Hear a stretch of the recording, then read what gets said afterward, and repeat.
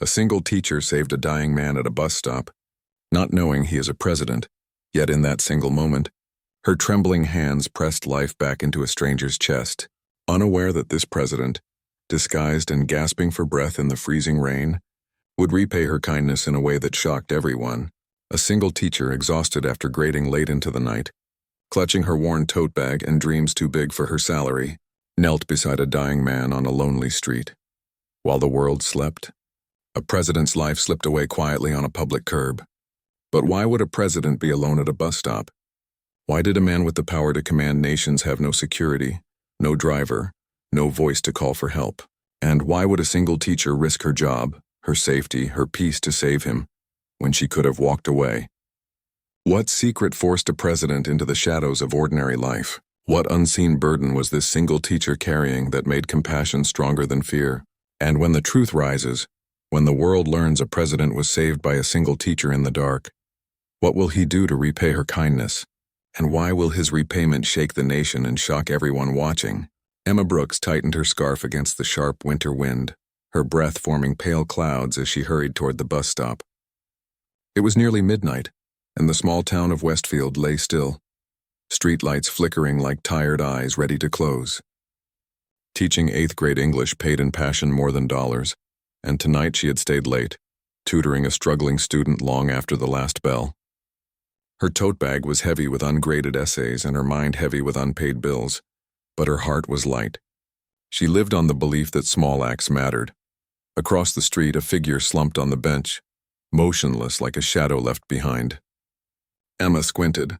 The bus stop light cast a weak yellow halo, revealing a man in a damp wool coat, head bowed, one hand pressed tight against his chest. Her footsteps slowed. Westfield was safe, but midnight changed everything.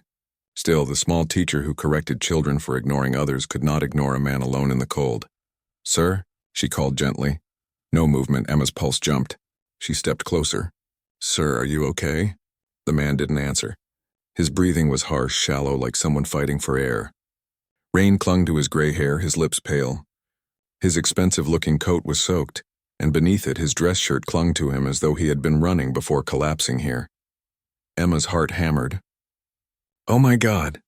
She dropped her tote bag, kneeling beside him. "Can you hear me?" His eyes fluttered but unfocused. He tried to speak, but all that came out was a choked, painful gasp. She fumbled for her phone, hands shaking. 911, but something in her, instinct, training from a CPR workshop the school required, made her check his pulse first. Weak, fading.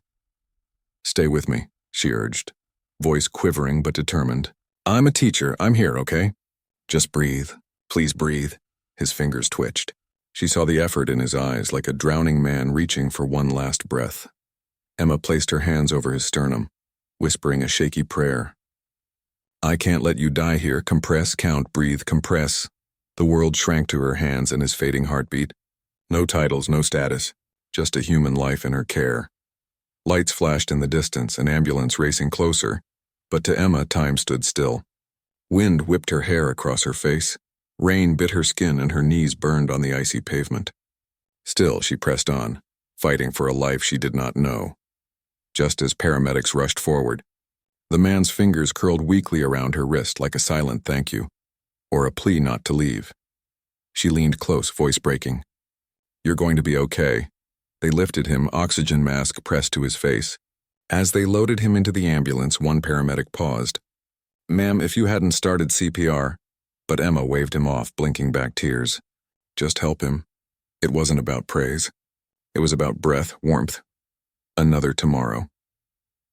Before the doors shut, the man's eyes opened for the briefest second, clear, piercing, like someone once accustomed to holding the world steady, and stunned to find someone holding him instead. Emma's stomach fluttered. Who was he?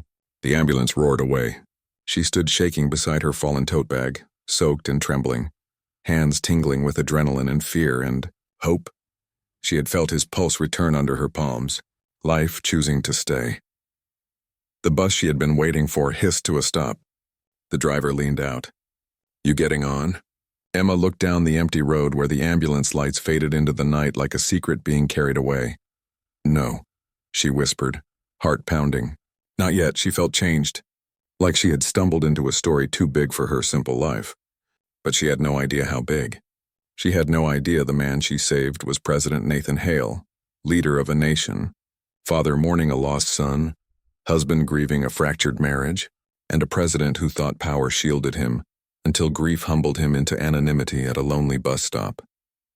And she had no idea that in saving him, she had altered history. Who was he? She whispered to the empty street, but the night held its secret still. Morning sunlight broke over Westfield with the soft glow of a promise, but for Emma Brooks, the night's memory pulsed sharper than the alarm clock she slapped into silence. Her hands still felt the weight of that man's chest beneath them, her muscles remembering every trembling push, every whispered plea. She sat on the edge of her bed, breath uneven. Saving a life wasn't supposed to feel real. It was supposed to be something other people did. Heroes, doctors. Not a single teacher, barely holding her own life together. She forced herself through a rushed routine, brushing her hair, packing her lesson plans, grabbing a bruised apple from the counter. Her apartment was small, worn, lived in, the kind of place built not for luxury but survival. Rent overdue, groceries sparse, dreams patched with hope and stubbornness. And yet, she smiled as she locked the door. She had saved someone. That had to mean something. School felt ordinary at first. Children chattered. Bulletin boards fluttered. A mural painted by 8th graders boasted, "Be kind, be brave." Emma traced the letters with her eyes. Brave. Kind. Words she preached, rarely feeling she embodied. Miss Brooks. A tiny voice startled her. It was Lily, her favorite daydreaming student, clutching a crumpled essay and pride glittering in her eyes. "I did better, right?" Emma crouched, warmth filling her chest. "You did more than better. You found your voice," Lily grinned, missing tooth flashing. "You always say words can save people." Emma froze. The world seemed to tilt. Words can save people. She had saved someone, not with words, but with courage she didn't know she possessed. Tears threatened, but she blinked them away. Kids didn't need her breaking. They needed her steady. Classes whirled by. Grammar lessons, essays, laughter, exhaustion. But beneath every routine moment, a heartbeat echoed. Who was he? Why was he alone? Why did his eyes carry grief deeper than panic? At lunch, she sat alone, poking at cafeteria soup as her phone buzzed. Unknown number. She frowned, hesitated, then answered. "Miss Emma Brooks?" A firm voice asked. "Yes, this is Special Agent Carter. United States Secret Service." Emma's spoon clattered into her bowl. Excuse me? "We need to speak with you regarding last night," the voice continued, calm, controlled, urgent. Fear surged. Is the man okay?" "The individual you assisted is alive because of your intervention," Agent Carter replied. "We are sending a car to your school. Please remain available." Her breath caught. "Wait, why?" The line clicked dead. Her heart hammered like thunder. Secret Service, alive. Why were government agents calling a small-town teacher who still paid for gas in quarters sometimes? Her principal found her minutes later, face pale, flustered. "Emma, there are federal agents here asking for you." Students whispered, faces pressed against classroom windows. They watched as 2 dark-suited agents escorted Emma outside. A sleek black SUV idled at the curb. She felt eyes on her. Whispers, curiosity, rumors sparking like wildfire. She climbed inside. The door shut, sealing her from her ordinary world. Silence filled the car. The agents sat like statues, emotionless, professional. Emma swallowed. "Can someone please tell me what's going on?" Agent Carter finally turned. His gaze was steady, unreadable. "Miss Brooks, the man you saved is President Nathan Hale." Her breath stopped. President Nathan Hale, leader of the nation.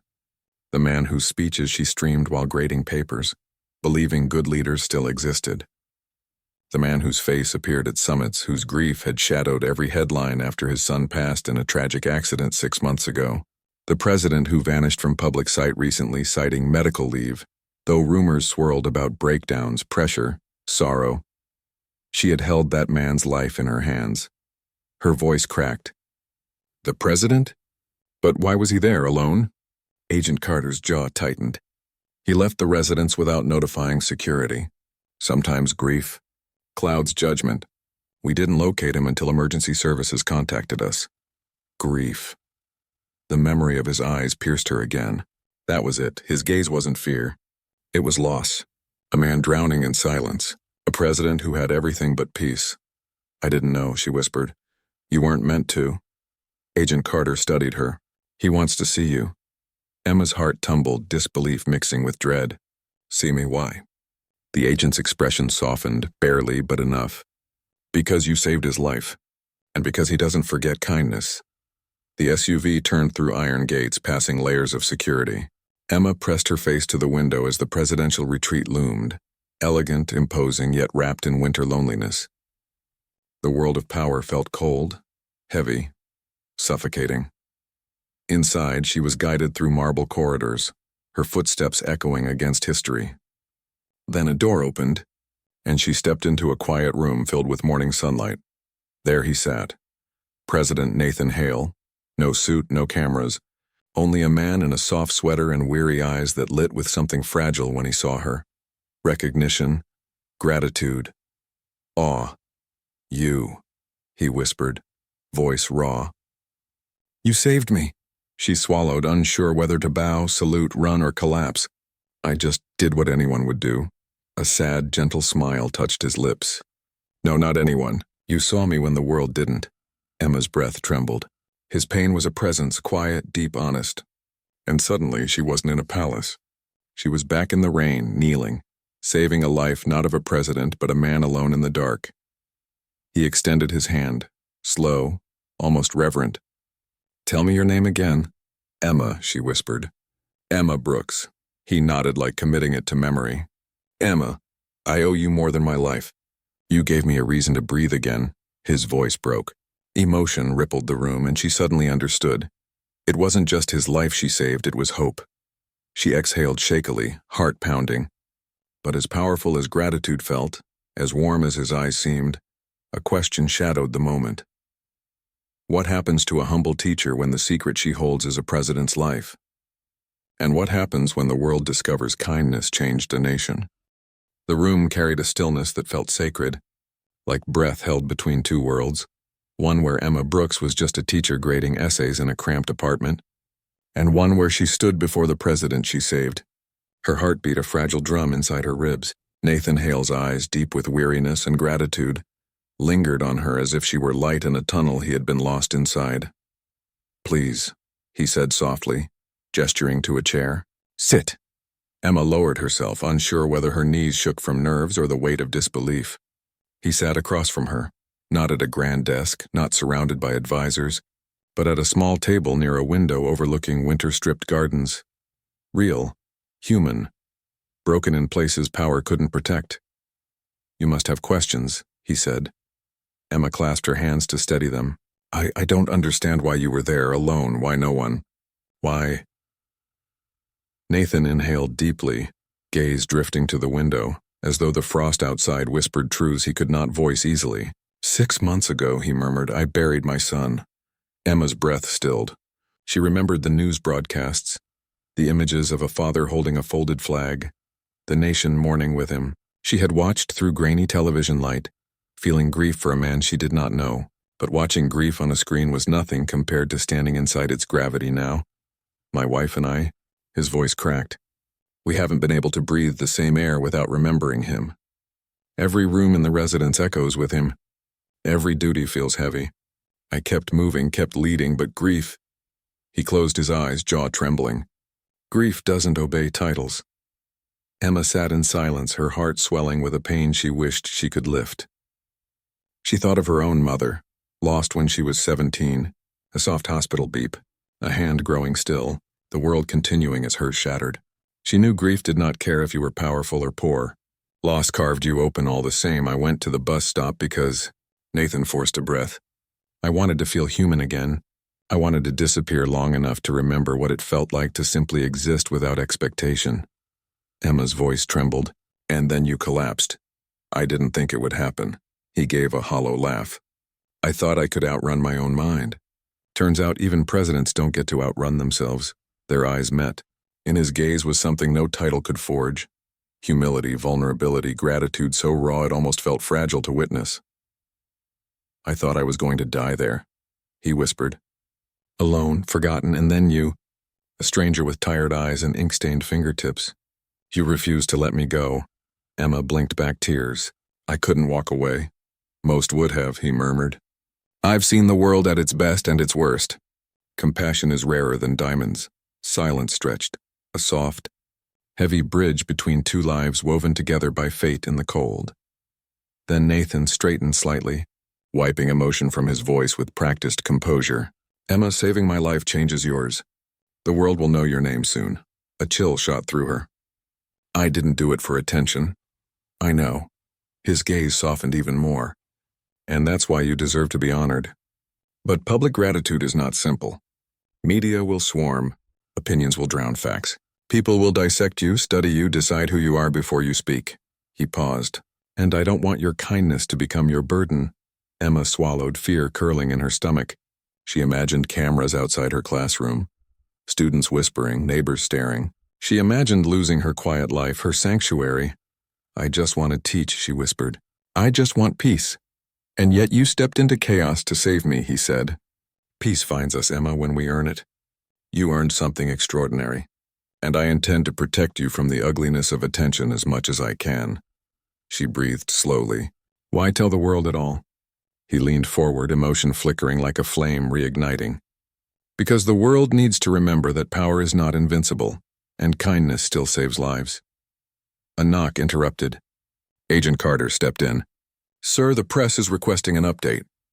Nathan's face shifted, not cold but resolved. The president awakening inside the grieving man. Tell them nothing yet, he ordered quietly. I will speak when it's time. Yes, Mr. President. Carter exited. Nathan turned back to Emma, voice softened again. Before this becomes public, I want you to understand something. Emma held his gaze, bracing. My debt to you is not just breath, he said. You gave me a reason to survive my grief. I will not repay that lightly. Her pulse quickened. Gratitude was one thing. Powerful gratitude was something else entirely. Heavy, promising, uncertain. I want to help, she murmured, surprising herself. Not with politics, but if there's a way I can make life better for someone else the way someone made mine worse, I want to do that. Nathan studied her for a long moment. Then softly, empathy and power changes nations, and kindness in ordinary lives changes the world. He exhaled, emotion flickering again. Emma, maybe fate didn't cross our paths for survival alone. A soft knock again. This time a young woman peeked in. The First Lady, Olivia Hale. Elegant, poised, eyes red-rimmed but fierce in a way grief could not steal. She paused, seeing Emma, surprise flickering. Nathan, may I? She asked. Come in, he murmured.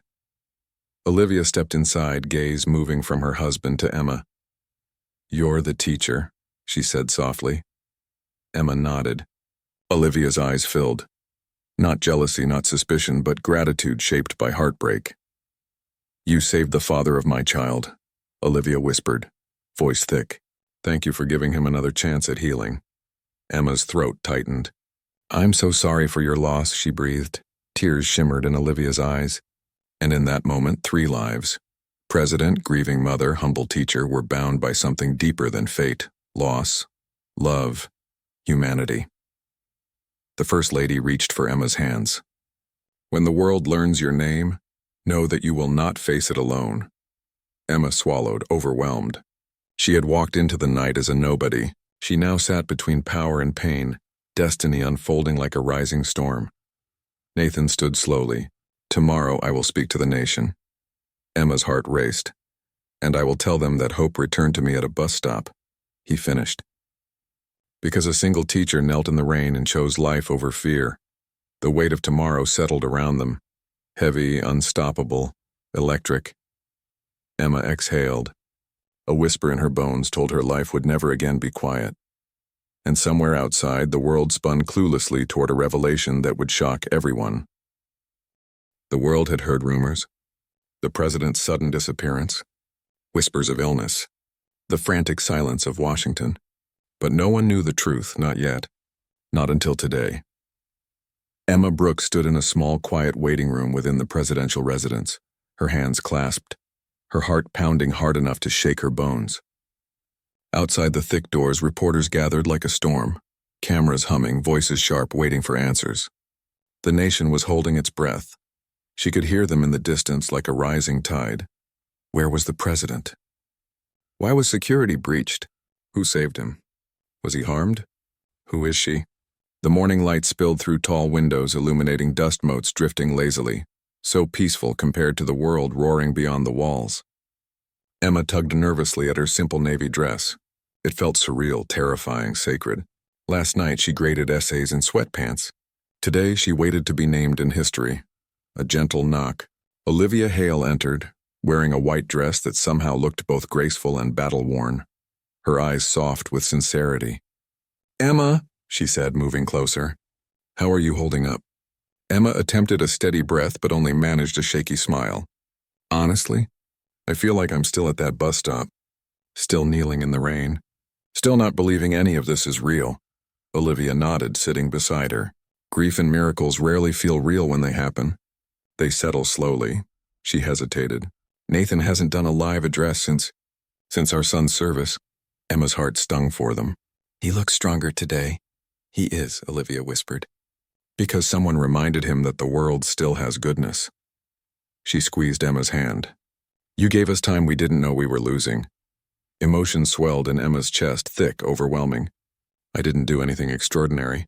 I just saw someone hurting." Olivia smiled sadly. "In a world where people film tragedy instead of helping, that is extraordinary." The door opened again. "Secret Service." Then Nathan appeared. The room shifted around him, not because of his title, but because he carried quiet gravity now, steadier than before. The hollowness in his eyes had thinned. Determination replaced despair. He wore a charcoal suit, an American flag pin glinting on his lapel, but his expression softened when he saw her. "Emma," he said gently. "It's time," her heart kicked. "I'm not ready. None of us ever are," he replied. "But courage isn't readiness. It's choosing to step forward anyway." He extended a hand, not presidential, not formal, human. Emma took it, breath trembling. Cameras flashed beyond the doorway. A booming announcement echoed, "Ladies and gentlemen, the President of the United States." The doors opened. Nathan stepped forward, posture strong though his eyes shone with vulnerability. Emma remained hidden behind the frame, watching him walk onto the podium. Applause erupted, then fell into reverent hush. Nathan approached the microphone's gaze sweeping across a sea of faces and flashing bulbs. He inhaled deeply. "My fellow Americans," he began, voice steady, resonant, human. "6 months ago I lost my son." Silence spread like a held breath. "And in the months after, I lost myself." Emma felt tears prick her eyes. His voice cracked, but he continued. "Grief humbled me. It broke me in ways power could not shield. So 2 nights ago I walked alone, without security, without guidance, hoping to feel life again." Gasps rippled through the room. "I collapsed on a cold street, alone at a bus stop in the rain." Stunned silence. Cameras stilled. The world leaned in. But I was not alone. I lived, because a stranger did not look away. He gestured toward the doorway. Emma froze. "Emma Brooks," he said, voice deep with emotion. "A schoolteacher from Westfield. Saw a man in need and gave everything she had. Courage, strength, breath to save him." The doors opened wider. A gentle nudge ushered her forward. Emma stepped into a hurricane of cameras and whispers, every flash blinding, every breath trembling. Yet when she met Nathan's eyes, the room steadied. "She did not know I was her president," he continued. "She did not know she was choosing history. She simply chose humanity." Emma's heart throbbed. Olivia's gaze from the side was warm, steady, unthreatening, filled with respect. Nathan placed a hand on the podium. "In a world divided by noise, a single teacher reminded us that compassion still leads. That no life is too small to save. That kindness can change a nation." Applause rose, soft at first, then thunderous, reverberating through walls and bones. Emma blinked through tears, overwhelmed. "This nation owes her gratitude," Nathan said, voice firm, "and I owe her my life.